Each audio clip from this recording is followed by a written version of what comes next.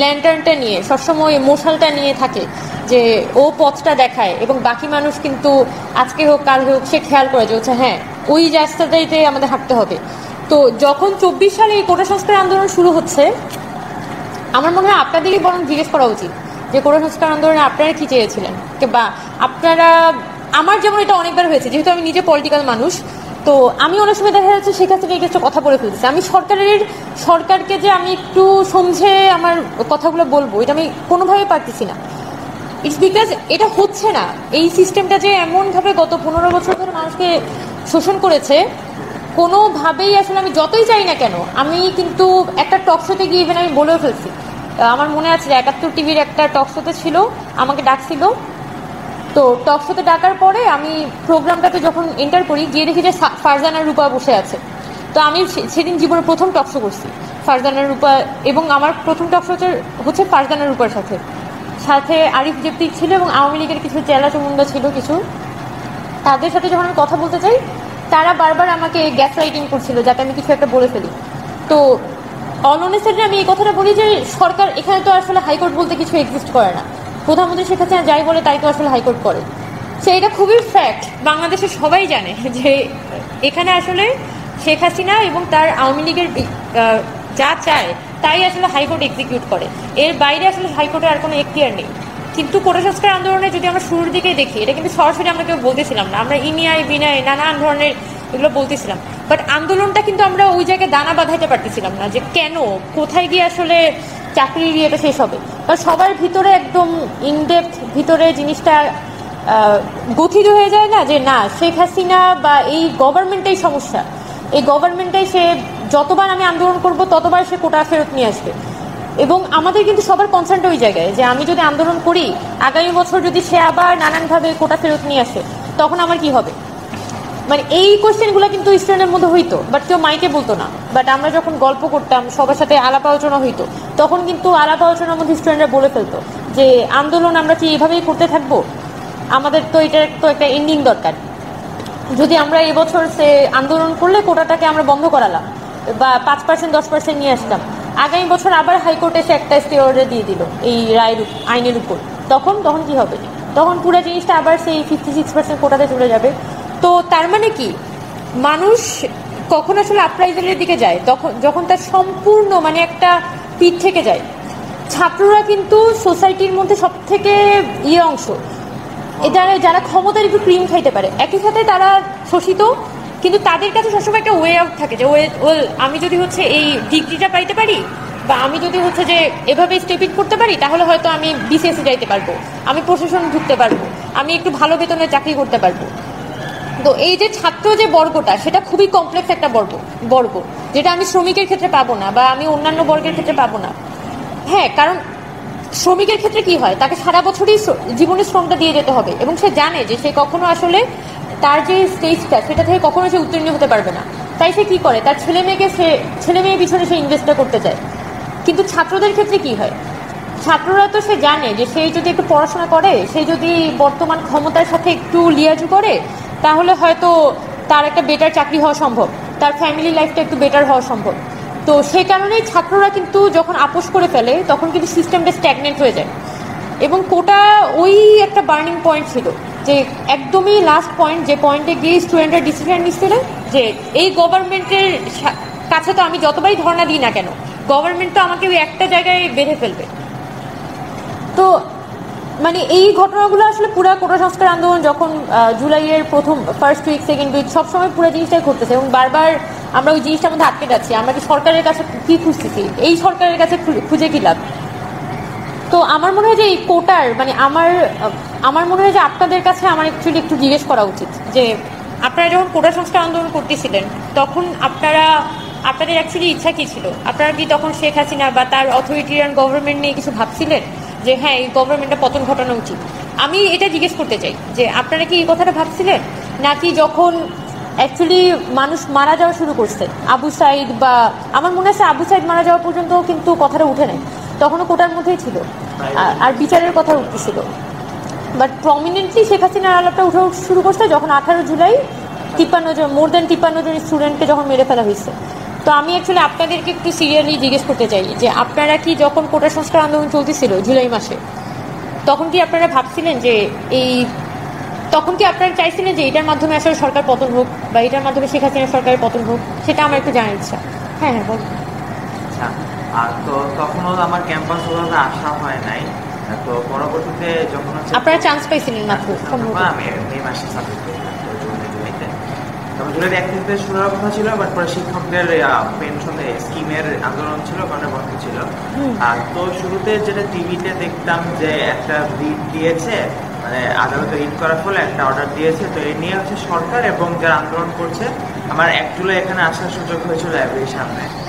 তো তখন কথা শোনা যায়, তো তাদের এখানে এমন হয়েছে যে ধরেন সরকারের সাথে নেগোসিয়েট করার একটা ব্যাপার ছিল। তবে আমি যেটা দেখলাম যে মানে সরকারের যে লোকটা ছিল, যেমন আরাফাত ছিল তথ্য নিয়ে মিনিস্ট্রিয়াল একজন, তো খালেদ মহিউদ্দিনের সাথে টক শোতে মানে তিনি বলতেছেন যে আমরা তো হাইকোর্টে পাঠাতেছি, আমরাই তো কথা বলতেছি। তখন কাইন্ড অফ আমার নিজের কাছে মনে হয়েছে যে এটা একটা পাসিং দ্য বল টাইপের জিনিস হয়ে গেছে, যে আমরা তারা হচ্ছে জাস্ট প্রিটেন্ড করতেছে, দেখো আমরা তো সুষ্ঠুভাবে আসছি। কিন্তু আপনি যেটা বললেন যে হাইকোর্ট তো হাসিনার অর্ডারটাকেই হচ্ছে লেজিটিমেসি দেওয়ার রোলটা প্লে করতেছে, তখন আমার ব্যক্তিগতভাবে মনে হলো যে সিস্টেমটাকে চেঞ্জ করা দরকার। তাও ওরকম মেডিকেল একটা ভাবনা ছিল না যে পতনই হতে পারে, কারণ টু বি অনেস্ট মানে যারা ধরেন আরবান মিডল ক্লাস, তারা এতদিন হচ্ছে এই যে হাসিনার যে উন্নয়নের যে ন্যারেটিভ, যে ভোট দিয়ে কেন মানে 28 অক্টোবরে যেমন মানে এত আন্দোলন হরতাল স্ট্রাইক এগুলো কেন করা লাগবে, উন্নয়ন হচ্ছে, গ্রামের বাচ্চাটি হচ্ছে ইনকাম বাড়ছে, মেট্রো রেল হচ্ছে, পদ্মা হচ্ছে, আগের থেকে এভাবে চলতে থাক, বারবার দরকার তো এইটা চেঞ্জ, এই পারসেপশনটা চেঞ্জ হতে লাগলো। যে না, যখন দেখলো যে মানে হাসিনা মানে একটা পুরো ডেমোগ্রাফিকে মানে ট্যাগিং করতেছে রাজাকার বলার মাধ্যমে, প্লাস নিজের যে ক্যাডার শ্রেণী তৈরি করতেছে, মানে যারা মুক্তিযুদ্ধের মানে আওয়ামী বয়ান এটার প্রতি এটাকে যারা সাবস্ক্রাইব করতেছে, তারা বাদে বাকিরা কেউই করে নাই। মুক্তিযুদ্ধের চরিত্রটাকে একটা গণযুদ্ধ যেটা বলে সেইটার থেকে সরায়, যে অ্যাজ ইট শুধু আওয়ামী লীগের যুদ্ধ করছে, বাকিরা জাস্ট বেনিফিশিয়ারি ছিল এটা, যে তারা ফ্রিতে সুবিধা পেয়ে গেছে, এই কারণে তারা এখন সরকারের প্রতি অকৃতজ্ঞতা দেখাইতেছে ফ্রিতে সুবিধা পাওয়ার কারণে। তো এই ন্যারেটিভটা দেখে মনে হয় যেটা চেঞ্জ হওয়া দরকার। পরবর্তীতে যা হওয়ার তা হলো যে হাসিনা ধরেন এটাকে দমন করতে গিয়ে মানে আপনার মনে হচ্ছে যে সামথিং ইজ রং, বাট জিনিসটা পাওয়ার প্রজেক্ট করতেছে, তো এটা মানে এটার একটা সমাধান হওয়া দরকার। তো আমার আরেকটা ব্যাপার তখন শুনছিলাম, মনে হলো যে যারা আন্দোলনের নেতৃত্ব ছিল, আমরা জানি আন্দোলনে যারা ছিল সংস্থারিতে, তখন শিক্ষার্থী সংসদ প্যাড হয়ে গেছিলাম, তোমার হচ্ছে অনেকের ব্যাপারে এরকম কন্ট্রোভার্সি আসতো যে সে ছাত্রলীগের সাথে ছিল, ইউনো টকিং অ্যাবাউট, হ্যাঁ, ছাত্রলীগের সাথে ছিল, ছাত্রলীগের প্রমিনেন্ট লোকজন হয়ে আন্দোলনে ঢোকার চেষ্টা করতেছে সামথিং। তো ওরকম ভাবে মনে হচ্ছে ডাকসু পাওয়ার জন্য কিনা বা নিজের পপুলারিটিকে বাড়ানোর জন্য তারা এখানে আসছে, পরবর্তীতে নেগোসিয়েটটা করে ফেলবে, তো এরকম মনে হতো। পরবর্তীতে আমার যেটা মনে হয় যে শুধু একটা বিশ্ববিদ্যালয় বা শুধু ছাত্র সমাজ আন্দোলনে ছিল না, অন্যান্য যারা অন্য শ্রেণীর পেশার মানুষ আছে, যারা সরকারি চাকরি যাতে টার্গেটও না প্রাইমারি, যেমন প্রাইভেট ইউনিভার্সিটি ছাত্র, স্কুল কলেজে যারা, তাদের অংশগ্রহণ করার কারণে হয়তো একটা মানে যারা আন্দোলনটাকে চালাচ্ছিল তাদের একটা মানে মোটিভেশন এসে পড়ে, ইনসেন্টিভ এসে পড়ে যে না, আমরা এখন এক দফার দিকে যেতে প্রস্তুত।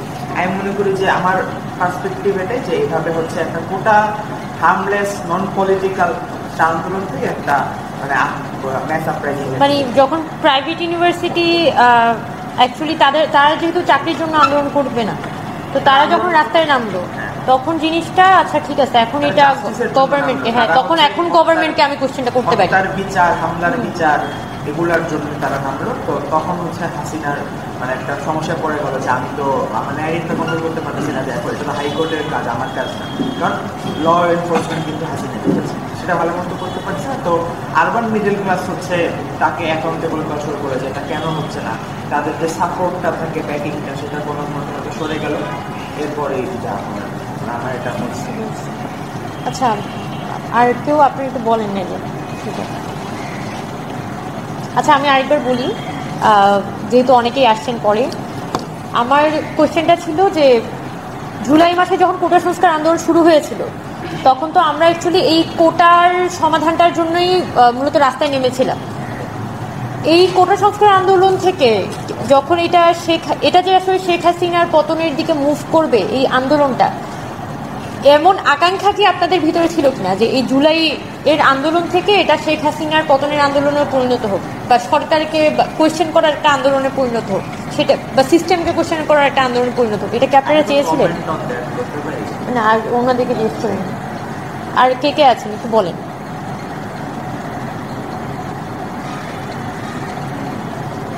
ভাবিয়েন না, বলেন আপনারা। আমার ধারণা মতে 18 তারিখ পর্যন্ত আমাদের সহ সকল শিক্ষার্থীদের এটা হচ্ছে সংস্কার পর্যন্ত ছিল, কিন্তু 18 তারিখ পরে, তবে 18 তারিখ আগেও যারা রাজনৈতিক নেতা ছিল বিভিন্ন পলিসি মেক করতো, ওদের কিন্তু এটা 18 তারিখের আগ থেকেই একটা ইচ্ছা ছিল যে এটার মাধ্যমে এই সরকারের পতনের একটা ধারাবাহিকতা তৈরি করা। এরপরে সম্ভবত 18 তারিখের পরে অন্যদের মধ্যেও একটা প্রভাব বিস্তার করছে যে না, এই সরকারকে আর রাখা যাবে না। এর মাধ্যমে আসলে সরকারের পতনটা হয়েছে, যখন এটা মানুষের মধ্যে ছড়াই গেছে। আমার এখানে একটা পয়েন্ট অ্যাড করা ছিল, যে আমি তো ইলেকশনের পর থেকে এগুলো একটু পড়াশোনা শুরু করলাম। আমার মনে হয় যে আওয়ামী লীগের একটা মেজর ব্লান্ডার, যেটা জুলাইয়ের আগে, সেটা ছিল যে এইবারের যে গত যে নির্বাচনটা, অবৈধ নির্বাচন যেটা জানুয়ারির দিকে ছিল, ডিসেম্বরে, ওইখানে তারা হচ্ছে আওয়ামী লীগের যারা ধরেন দামি নির্বাচন করার সময় আওয়ামী লীগের যে ডেডিকেটেড একটা তৃণমূল বেস থাকে, সেইটা থেকে সরে গিয়ে তারা হচ্ছে সেলিব্রিটি বা পাবলিক ফিগার, তাদেরকে পেট্রোনাইজ করা শুরু করলো, তাদেরকে এন্ডোর্স করা শুরু করলো। তো এই কারণে হয়তো যে রুট লেভেল আওয়ামী লীগের যে সাপোর্টটা, তারা হয়তো তাদের যেই কনফিডেন্স শেখ হাসিনার প্রতি বা দলের সেন্ট্রালের প্রতি, সেটা সরে গেল। এই কারণে একটা ভালনারেবিলিটি দলের মধ্যে বা দলের যে কন্ট্রোল ছিল এত বছর, সেটা একটু খসে যেতে শুরু করলো, আমার এটা মনে হয়। আচ্ছা, আর কেউ আপনাদের কিছু বলেছে? হ্যাঁ,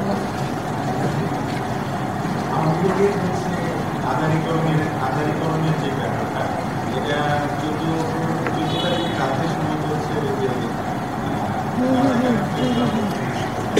ওই ট্র্যাকের মধ্যে একটা আধারিকের ব্যাপারটা শুরু হয়, কিন্তু তখন মনে হয় আমার কাছে 18 তারিখ পর্যন্ত অনলাইন ইন্টারনেট বন্ধ করে দেওয়া হতো। বেশ কিছু ঘটনা ঘটে গেছে, যেগুলো হচ্ছে দেশের মানুষের সুবিধা আগে বড় একটা বিনোদন দিয়েছে। সেখান থেকে নতুন কিছু চেষ্টা হবে, তবে এটা কিন্তু এরকম একটা সোশ্যাল মিডিয়া হয়ে যায়, তখন আশা করি এটা আমার দেখতে তবে আপনি কি চাইছিলেন যে এই জুলাই এই মুভমেন্টটা, এটা তত আপনি চাইছিলেন এটা কোটা পর্যন্তই থাকুক?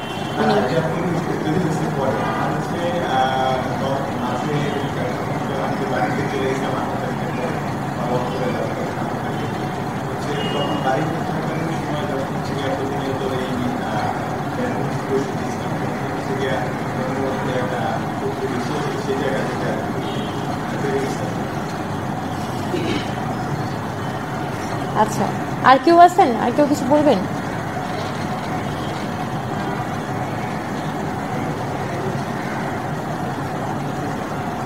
আচ্ছা, আমার এটা জিজ্ঞেস করার একটা আন্ডারস্ট্যান্ডিং, আমার এখানে আন্ডারস্ট্যান্ডিংটা কি আমি বলি, খুবই একটা মজার জিনিস খেয়াল করছিলাম আর কি, যে ইউনিভার্সিটি স্টুডেন্টদের সাথে যখন আমি ইন্টারেক্ট করতেছি, তখন কিন্তু আমার অনেক সমঝে কথা বলতে হচ্ছিল। যারা কোটা সংস্কার আন্দোলন করতেছে, আমার অনেক সমঝে কথা বলতে হয়েছে, because no one is interested to talk about the government. সবাই হচ্ছে কোটার পর্যন্ত, কেন জানি মনে হচ্ছে একটা সেলফ সেন্সরশিপের মধ্যে স্টুডেন্টরা আছে, এবং তারাও চাচ্ছে যে নিজেদের যে কন্ট্রোল করে কোটাটাকে কোনো মতে আদায় করে নিয়ে আসতে। বাট আমার একটা পার্সোনাল এক্সপিরিয়েন্স, যেদিন আমি এই 71 টিভিতে এই কথাটা বলি যে সরকার যা বলে বা শেখ হাসিনা যা বলে হাইকোর্ট তা করে, এটার কারণে আমি কিন্তু অ্যাকচুয়ালি স্টুডেন্টদের মধ্যে দেখা যাচ্ছে আমাকে বলতেছে, তুমি তো এটা ঠিক করো নাই, তুমি তো একটা আদালত অবমাননা করছো, তোমার উপর মামলা হইতে পারে, এটা তো আন্দোলন অন্যদিকে প্রবাহিত হইতে পারে। সো আমি এটা নিয়ে একটু টেনশনে পড়ে গেছিলাম যে আচ্ছা ঠিক আছে, আমার কারণে কি আবার জিনিসটা খুব বেশি ফার্স্ট স্টেজ হয়ে যেতে পারে কিনা, বিকজ আমি একটা অ্যান্টি গভর্নমেন্ট পার্সন, বাট আমি তো চাই না যে আন্দোলন আমার কারণে ক্ষতিগ্রস্ত হোক। তো এটা নিয়ে আমি হচ্ছে মুভমেন্টে গেলাম। তো যখন আমি শাহবাগে পৌঁছাইছি, খুবই অদ্ভুত একটা ঘটনা হচ্ছে। সেটা হচ্ছে একজন ভ্যান চালক উনি হচ্ছে অ্যাকচুয়ালি আমার কাছে আসছেন কথা বলার জন্য, র্যান্ডমলি আমি দাঁড়াইছিলাম এক সাইডে, উনি আসছেন, এসে আমাকে বলতেছেন যে আপা, আমি গতকালকে আপনি যে অনুষ্ঠানে ছিল ওইটা আমি দেখছি, এবং মানে আমি খুবই খুশি আপনি কথাটা বলছেন, মানে মনে হচ্ছে সবাই মনে হচ্ছে পেটের মধ্যে কথাটা রাইখা দেয়, মুখ পর্যন্ত কেউ আনে না, কিন্তু আপনি যখন এটা বলছেন আমার ভিতর কলিটা এমন শান্তি লাগছে। আসলে তো এইটাই যে শেখ হাসিনা যা বলে ওইটাই তো হাইকোর্ট করে, শেখ হাসিনা বাইরে গিয়ে তো হাইকোর্ট কিছু করে না। তখন ওই লোক হচ্ছে কিন্তু একজন ভ্যান চালক। তো তার সাথে যখন আমি কথা বলতেছি, আমি তো মানে আমিও নিজের পুরো একদম মন খুলে তার সাথে আলাপ করছি, সেও আমার সাথে একদম মন খুলে আলাপ করতেছে। এবং এই যে শ্রমজীবী মানুষ যারা অ্যাকচুয়ালি রুট লেভেলের সাথে কানেক্টেড, তারা যখন গালিটা দেয় না একদম ভিতর থেকে দেয়, তাদের কোনো সেন্সরশিপ বলতে কিছু থাকে না, তারা এত ভালো মানুষই দেখে ইয়ে করে না। এবং এই মানুষগুলাই যদি আমরা দেখি যে এই 18 জুলাইও বলবো না, আমি খেয়াল করছি একদম 17 জুলাই থেকে যখন আস্তে আস্তে বিভিন্ন এরিয়াগুলোতে মানুষজন জড়ো হওয়া শুরু করছে, প্রাইভেট ইউনিভার্সিটিগুলোতে যখন মুভমেন্টে স্প্রেড করা শুরু করছে, তখন গিয়ে আমি অ্যাকচুয়ালি খেয়াল করছি যে এই যে শ্রমজীবী মানুষ এরাই কিন্তু অ্যাকচুয়ালি এই মুভমেন্টটাকে স্প্রেড করছে। এরা একদম সামনে গেছে, যুদ্ধটা করছে।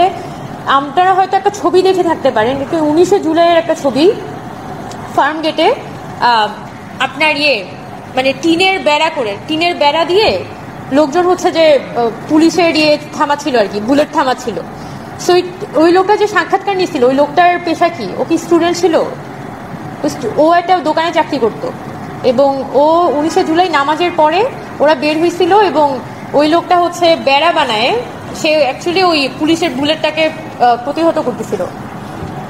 তো এই অ্যাসপেক্টটাকে আমাদের আসলে খুবই ডিপলি বুঝতে হবে, এই মুভমেন্টটা যে কি ছিল, কেন আসলে এতগুলা মানুষ মারা গেল, কেন শেখ হাসিনার পতন হইল, এই জিনিসগুলোকে বুঝতে হলে আমাদের এই স্টুডেন্ট ন্যারেটিভটা, এই যে স্টুডেন্ট সেন্ট্রিজমটার বাইরে গিয়ে দেশটাকে একটু বুঝতে হবে। কিন্তু কারণ সংকটটা আসলে ওই জায়গায় হয়ে গেছে। আমি আসলে যেটা অনুভব করেছি যে সংকটটা আসলে শুধুমাত্র এখানে বুড়া ভার্সেস জোয়ানের সংকট না, এটা অ্যাকচুয়ালি ছাত্র ভার্সেস আদার্সের সংকটও ক্রিয়েট হয়েছে। যেই বিষয়গুলো আসলে আনফর্চুনেটলি আমরা অ্যাড্রেস করি না। হয়তো আমরা যেটা হয় আর কি, ছাত্ররা তো কম বেশি সবাই একটু পাওয়ার ভোগ করতেছে, সবাই এখন একটু প্রায়োরিটি পাচ্ছে, তো সবাই ভাবতেছে মানে আমি হয়তো কিছু একটা করে ফেলছি, মেলা কিছু আমি করে ফেলছি। কিন্তু যে মানুষগুলো অ্যাকচুয়ালি ফিল্ডের মধ্যে ছিল তাদের ব্যাপারে, তাদের যে স্টোরিগুলা, এগুলো কিন্তু আমরা তুলে আনতে পারিনি। সেই মানুষগুলোর ঘটনা কিন্তু আমি আসলে জানি না। আমি জানি যে সব কি করছে, বৈষম্যবিধি ছাত্র আন্দোলন করছে বা স্টুডেন্টরা হচ্ছে মাঠে নেমে করছে, বাট এই যে 18 জুলাই যখন ইন্টারনেট শাটডাউন এটারও আগে যখন রামপুরা বাড্ডাতে সাধারণ স্টুডেন্ট যারা প্রাইভেট ইউনিভার্সিটি স্টুডেন্ট, একই সাথে আপনারা যদি খেয়াল করে থাকেন মিরপুর 12-তে বিইউপি এমআইএসটির স্টুডেন্টরা একটা বড় প্রতিরোধ গড়ে তুলছিল, তারপর মিরপুর 10-এ হচ্ছে যে একটা প্রতিরোধ গড়ে তোলা হয়েছিল, তারপর ইসিবি চত্বরে একটা বড় করা হয়েছিল, তারপর চট্টগ্রামে যে বহদ্দার হাট ওই কেন্দ্রিক একটা বহদ্দার হাটে সেদিন গুলি হয়েছিল এবং চট্টগ্রাম ইউনিভার্সিটির একটা ছেলেও মারা যায়, আরো 2-3 জন ছেলে মারা যায়। তো এই যে একটা জমায়েত, মানে এই মানুষগুলার কত পার্সেন্ট তাদের মধ্যে স্টুডেন্ট ছিল আর কত পার্সেন্ট বাইরের মানুষ ছিল, সেগুলো একটু বুঝাটা খুব জরুরি যদি আমরা এই যে মুভমেন্ট, এটা ডাইনামিক্সটা বুঝতে চাই। কারণ এই মুভমেন্টটা কিন্তু খুবই সুন্দর, মানে এটা একদম শৈল্পিক একটা মুভমেন্ট। শৈল্পিক ইজ নট লাইক এটাকে মেটিকুলাসলি ডিজাইন করা হয়েছে, শৈল্পিক ইন এ সেন্স যে জনগণ এইটা ড্রাইভিং ফোর্স ছিল।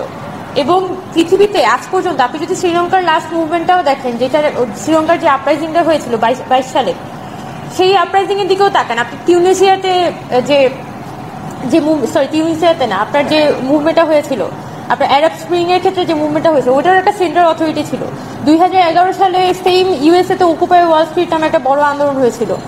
তারপর এই যে বিশাল বিশাল আন্দোলন হয়েছে, কিন্তু এই বিশাল আন্দোলনগুলোর কিন্তু সেন্ট্রাল অথরিটি ছিল। কিন্তু এই সবগুলো ইকুয়েশন বাদ দিয়ে 2024 সালে এসে বাংলাদেশের যে একটা অভূতপূর্ণ ঘটনা ঘটেছে, সেটার অ্যাকচুয়ালি ওই প্রপার সোশ্যাল অ্যানালাইসিসটা হয় নাই। কেন হয় নাই সেটা আমি বলতে পারবো না, বাট হয় নাই। এবং এই যে এটার একটা বিশাল ডাইনামিক্স, এবং এই ডাইনামিক্সটা অ্যাকচুয়ালি কেউ লিড করে নেই। এই ডাইনামিক্সটা খুবই স্বতঃস্ফূর্ত ছিল এবং জনগণ তার মতো করে আসলে ভাষাটাকে বিল্ড করছিল, তার মতো করে আসলে ন্যারেটিভগুলোকে তৈরি করছিল। এই জায়গাটা আসলে আমাদের বোঝাটা খুব জরুরি। যদি আসলে আমি আগামী দিনের বাংলাদেশ বুঝতে চাই, ওই যে বলো না যে চলমান রাজনীতি এবং আমাদের প্রত্যাশিত রাজনীতি, এই আমাদের প্রত্যাশিত রাজনীতিটাকে বুঝতে হইলে আমার আসলে জুলাই আগস্টে যেভাবে কোন কোন জনগণ আসলে এখানে পার্টিসিপেট করেছে, জনগণের মানে তারা আসলে কোন মানুষগুলো আসলে এখানে ড্রাইভিং ফোর্স ছিল, ওগুলোকে আমাদের আসলে প্রপার এই ডাইনামিক্সগুলোকে স্টাডি করতে হবে। যে এখনো পর্যন্ত আমি যেটা বলি যে এখনো পর্যন্ত আজকে 9 মাস চলে গেছে, এই স্টাডিগুলো কিন্তু একদমই হয়নি, খুবই সারফেস লেভেলের স্টাডি হয়েছে। যে মোস্টলি দেখা যাচ্ছে যে আপনার সারফেস লেভেলের স্টাডি বলতে মোস্টলি দেখা যাবে আপনার মানে কতজন মারা গেছে সেগুলোর হিসাব নিকাশ, তারপর দেখা যাচ্ছে যে আওয়ামী লীগের কী করছিল না করছিল সেগুলোর একটা হিসাব নিকাশ।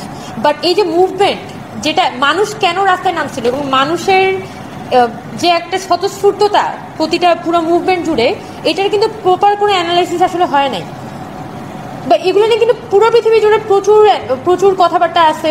ধরেন 30-এর দশকে 40-এর দশকে যখন আপনার দ্বিতীয় বিশ্বযুদ্ধ হচ্ছে, দ্বিতীয় বিশ্বযুদ্ধের পরে পৃথিবীব্যাপী অনেক এরকম আস্তে আস্তে আস্তে আস্তে নিউ ফ্যাসিস্ট কিছু কালচার গ্রো করা শুরু করছে অনেকগুলো দেশে, তবে সেগুলো নিয়ে কিন্তু প্রচুর স্টাডি হয়েছে। কিন্তু এই 21শ শতাব্দীতে এসে বাংলাদেশে যে ঘটনাটা হয়েছে, যে এটাকে আমি বলতে পারি একটা অর্গানাইজড কেওস, মানে এটা একটা খুবই সুসংগঠিত আসলে একটা অ্যানার্কি, যে অ্যানার্কিটা আসলে একটা সরকারের পতন ঘটাতে পারে। এটা আসলে আমাদের সামনের দিনের পৃথিবীর জন্য এটা কিন্তু একটা বড় উদাহরণ। আপনি যদি খেয়াল করেন যে 5 আগস্টের পরে এখানে অনেক টেলিভিশন মিডিয়া, মানে অনেক বড় বড় রিসার্চার ওরা কিন্তু আসতেছে, ওরা কিন্তু বোঝার চেষ্টা করতেছে যে এখানে আসলে কি ঘটছে বাংলাদেশে, যেখানে একই সাথে ফেসবুকে একটা প্রভাব ছিল, 15 বছর একটা স্বৈরাচারী একটা শাসন, যারা মানে অ্যাপারেন্টলি নির্বাচন করেছে, এরকম স্বৈরাচারী শাসন এখানে জেগে বসেছিল এবং সেটার এগেনস্টে বাংলাদেশের জনগণ উই হ্যাভ টু, মানে আমাদের ওই জিনিসটাই করতে হবে যে এটা এই দেশের জনগণ যারা সরকারটাকে টপল ডাউন করে দেয় এবং এটার কোনো সেন্ট্রালাইজড অথরিটি নেই। এই জিনিসগুলো, এই ডাইনামিক্সগুলো কিন্তু বোঝার অনেক ধরনের চেষ্টা চলতেছে। এবং আপনি যদি রিসেন্টলি খেয়াল করে থাকেন যে সার্বিয়াতে অনেক বড় একটা আন্দোলন হয়েছে, তুরস্কতে হচ্ছে আন্দোলন হচ্ছে, তুরস্কের আন্দোলনটা যদি ওটা খুব একটা পপুলার হয়নি, বাট সার্বিয়ার যে মুভমেন্টটা এটা কিন্তু একদমই সোললি কিন্তু বাংলাদেশ থেকে ওটা কিন্তু ইন্সপায়ার্ড, এবং সার্বিয়ান স্টুডেন্টসরা কিন্তু খুবই ভালোভাবে জানে। এবং বাংলাদেশের যে ঘটনাটা হয়েছে 5 আগস্ট পর্যন্ত, ওই বিষয়টা কিন্তু তারা খেয়াল করেছে, অনেকের সাথে আমার যোগাযোগ হয়েছে, তারা কিন্তু বুঝতে চায় যে বাংলাদেশে আসলে কি হয়েছিল, কি এমন হয়ে গেছে এই দেশটাতে যে এখানে একটা গভর্নমেন্টকে আসলে টপল ডাউন করে দেওয়া গেছে এবং একটা ইন্টারিম গভর্নমেন্ট এখানে ক্ষমতা নিল। সো এই জিনিসটা আসলে জুলাই আর আগস্ট মাসের ওই ঘটনাটা এখনো পর্যন্ত সত্যি বলতে পর্দার আড়ালে রয়ে গেছে, যেগুলো আমরা এখনো পর্যন্ত আসলে বুঝতে পারছি না। তাও আমি আমি আবার 18 জুলাইয়ে ব্যাক করব, যে 18 জুলাই আমার এক খুব ক্লোজ ছোট ভাই আছে, কুয়েটে রিসেন্টলি আন্দোলন হয়েছিল, ও ওখানে অনশনও করে, ওর নাম হচ্ছে আব্দুল্লাহ আল সৈকত, যারা জুলাই ম্যাসাকার আর্কাইভ নামে যে প্রতিষ্ঠানটা ওইটা তারা তৈরি করেছিল। তো আব্দুল্লাহ আল সৈকতের সাথে আমি দীর্ঘ একদিন আলাপ করছিলাম যে সে এই যে যাত্রাবাড়ি, শনিরাখড়া, কাজলা, তারপর আমার 20-21 তারিখের দিকে আমার নারায়ণগঞ্জে অনেক কথা হচ্ছিল, নারায়ণগঞ্জ নিয়ে কেউ কথা বলে না। নারায়ণগঞ্জে 18 তারিখ যা হয়েছে, নারায়ণগঞ্জে কিন্তু পুলিশ 18 তারিখে সাধারণ মানুষের উপর গাড়ি চালিয়ে দিয়ে চলে গেছিল, এই কথা কেউ জানে না, সবাই গাজীপুরেরটা জানে। কিন্তু একই সময়ে কিন্তু বেশ কয়েকটা স্পটে এই ঘটনাটা হয়েছে যে পুলিশ সাধারণ মানুষের উপর গাড়ি চালিয়ে দিয়ে চলে গেছে, এবং এক ইয়েতে হচ্ছে 8-9 জন করে মারা গেছে। এবং আমি যাদের সাথে কথা বলছি ম্যাক্সিমামে ওখানে একদমই সাধারণ মানুষ। নারায়ণগঞ্জে তো কোনো ইয়ে নেই, নারায়ণগঞ্জে তো কোনো ইউনিভার্সিটি নেই, যাত্রাবাড়ি শনিরাখড়া ওখানে কিন্তু কোনো প্রপার ইউনিভার্সিটি নাই, ওখানে ওরকম স্কুলগুলো নাই, ছোট ছোট অনেকগুলো স্কুল আছে, বাট ওই মুভমেন্টগুলো একদমই পরিচালনা করছে কিন্তু ওখানকার সাধারণ মানুষ, এবং স্টিল নাও মাদ্রাসা স্টুডেন্টরা আছে। এবং ওই মুভমেন্টটা নিয়ে এখনো পর্যন্ত কিন্তু প্রপারলি আসলে কথাবার্তা হয় না, এবং একদমই ওইটা হচ্ছে আড়ালে রয়ে গেছে। তো এগুলো আমাদের আসলে ফাইন্ড আউট করে বের করতে হবে, অনেক বেশি আসলে এগুলো